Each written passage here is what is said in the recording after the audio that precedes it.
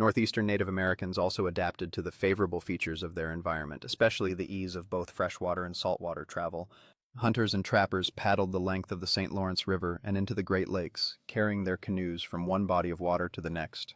Traders gradually extended this east-west network into the heart of the continent, reaching from the Atlantic Ocean to modern Minnesota. In the upper Midwest, these routes linked with the north-south channels of the Mississippi River.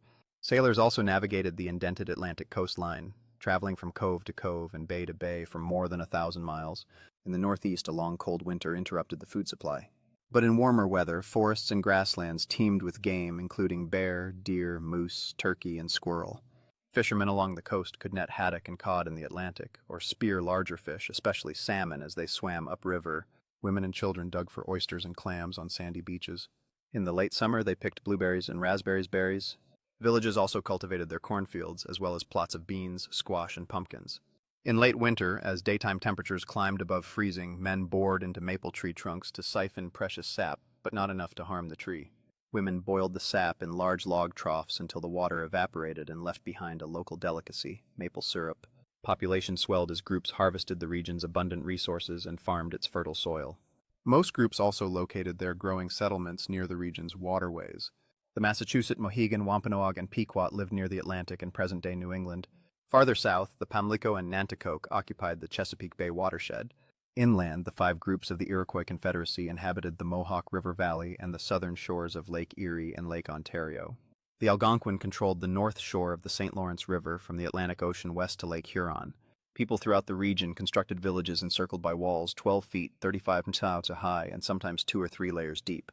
Built from pointed stakes lashed together, these palisades kept out unwelcome animals and invaders. Families within these protective compounds preferred one of 2 house types. If individual families within a community lived alone, then they usually built small domed houses, called wickiups, framed by poles bent together into a point.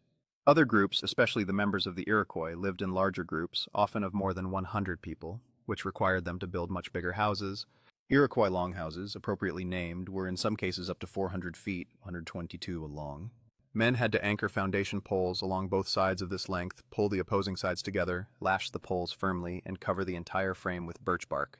Extended families and groups worked on a longhouse for weeks at a time, knowing that it would be their permanent home for years to come. Property in an Iroquois longhouse was passed down through women. Women in Iroquois society had high status and a remarkable degree of power. They elected male representatives to the group and community councils, and may have influenced whether men went to war. Men, in turn, were public spokesmen outside the longhouse. They brokered agreements and built consensus in community gatherings, how the Iroquois got their name. The group we call the Iroquois called themselves the Haudenosaunee, which means people of the longhouse. In their dialect, the longhouse symbolized the importance of the family, the clan, and their alliances. The bitter enemies of the Haudenosaunee, the Algonquin, called them by a less flattering name Irina cow, their word for rattlesnakes.